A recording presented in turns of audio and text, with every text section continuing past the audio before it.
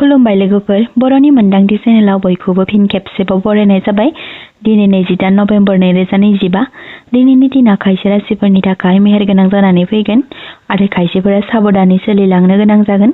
फै बिदिब्ला मोन 12 राशिफोरा दिनैनि दिनाव बोरै बारलांगोन बेनि सोमोन्दै मिन्थिना लानि। गिबि राशि महरै मेष राशि। मेष राशिफोरनि थाखाय दिनैनि दिना गोरोबलायनानै थानो हानायनि सान। भाग्यआ नोंथांमोनखौ दिनैनि दिनाव हेफाजाब होगोन, नाथाय सुथुरफोरनिफ्राय गावखौ रैखाथि होनाया गोनांथार। नखराव सुखु गोजोनै बारलांगोन आरो न'नि हाबा हुखायाव गोसो होगोन। लोगोफोरजों बहाबा बेरायनो थांनो हागौ। नोंथांमोना दिनैनि सानाव धार्मिक खामानियावबो बाहागो लानो हागौ। मेष राशिफोरनि लाखि अनजिमाया जादों 9 आरो लाखि गाबा जादों गोजा। वृषभ राशि। वृषभ राशिफोरनि थाखाय दिनैनि साना मोजाङै बारलांगोन। मायबा मोनसे मोजां खौरां मोननो हागौ। गोबाव समनिफ्रायनो दोनथुमनाय फैसाखौ मोननो हागौ। फिसाफोरनि धोरोम लामाथिं आगान होनायजों गोसोखौ गोजोननाय मोनगोन। न' खाथिनि सुबुंफोरजों दावराव दावसि नांज्लाय खमज्लाय जानायनिफ्राय गोजानाव था। वृषभ राशिफोरनि लाखि अनजिमाया जादों 6 आरो लाखि गाबा जादों गुफुर। मिथुन राशि। दिनैनि दिनाव मिथुन राशिफोरनि सुबुंफोरा मायबा मोनसे गोदान खामानि मावनो उत्साह मोनखांगोन आरो लोगोसे जौगासारनायखौ मोननो हागोन। सानजौफुनि उनाव मोजां खौरां मोननो हागौ। बेफार फालांगियाव बृद्धि बारायहोनो हागोन। सोलोंथाइ आरो बादायलायनाय खामानियाव भाग्यआ हेफाजाब होगोन। बिदा फंबायनिफ्राय हेफाजाब मोनगोन। मिथुन राशिफोरनि लाखि अनजिमाया जादों 5 आरो लाखि गाबा जादों गोथां। कर्क राशि। कर्क राशिफोरनि थाखाय दिनैनि दिना सुखु गोजोन आरो लाब गोनां जानानै फैगोन। जिउनि लोगोआ मायबा मोनसे गोजोनथाव मुवाजों सारप्राइज होनो हागौ। बायदिसिना बिथिङाव जखम जानायनिफ्राय गावखौ रैखाथि हो। नखराव दावराव दावसिया खारस्रांना दिनैनि साना गोजोनै बारलांगोन। बेलासि समाव लोगोफोरजों मोजां सम हगारहरनो हागोन। धोरोमनि खामानि मावनो सुबिदा मोनगोन। कर्क राशिफोरनि लाखि नाम्बारा जादों 2 आरो लाखि गाबा जादों गुफुर। सिंह राशि। सिंह राशिफोरनि थाखाय खस्थ'नि मोजां फिथाइया लाभ खालामना होगोन। नखरनि गेदेमाफोरजों दावराव दावसि बाथ्रा दान्थेलायनाय सोमजिनो हागौ। बेखायनो दिनैनि सानाव सिंह राशिनि सुबुंफ्रा गावनि खुगानि रावखौ सामलायनाया गोनांथार। समाजारि खामानियाव बाहागो लानो हागौ। लोगोनिफ्राय मोजां सुबिदा मोनगोन।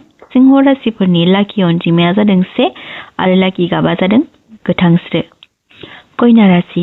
कन्या राशिफोरनि थाखाय भाग्य आरो खस्थ'नि फिथाइ मोन्नैबो मोजां लाभ खालामना होगोन। मायबा मोनसे समस्यानिफ्राय समाधान खालामना गोसोखौ गोजोननाय मोनगोन। खामानि आरो फालांगियारि बिथिङाव इमानदारिजों मावनाय खामानिफ्रा जौगासारनाय लाबोगोन। गोनांथि जानाय सुबुंफोरखौ हेफाजाब होनो खाबु मोनगोन, जायजों भबिष्यआव लाभ मोननो हागोन। जुलि जानायफोरनिफ्राय मोजां सान। कन्या राशिफोरनि लाखि अनजिमाया जादों 7 आरो लाखि गाबा जादों निला। तुला राशि। तुला राशिफोरनि थाखाय दिनैनि साना लाभ गोनां आरो मोजां सान। नोंथांमोना दिनैनि दिनाव सावस्रि बिथिङाव रैखाथि होनाया मोजां। जिउनि लोगोजों मोजां सम बारलांगोन। नखरनि देरसिना लाभ खालामनो हागोन। जिउनि लोगोजों सम हगारहरनो हागौ। तुला राशिफोरनि लाखि अनजिमाया जादों 4 आरो लाखि गाबा जादों गलाब। वृश्चिक राशि। वृश्चिक राशिफोरनि थाखाय दिनैनि साना गोबां लामा खेवनानै होगोन। मोजां खामानिनिफ्राय मोजां फिथाइ मोनगोन।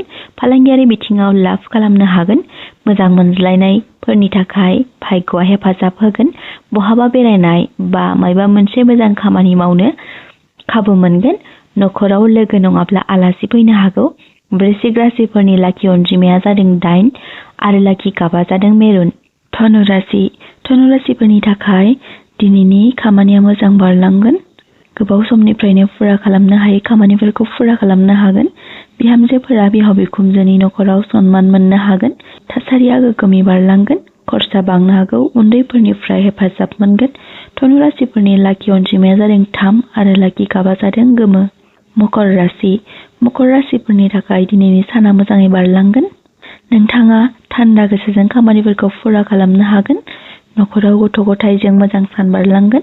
बिदा फंबायनि मदद मोनगोन। धार्मिक खामानियाव बाहागो लानो हानायनि सुबिदा मोनगोन।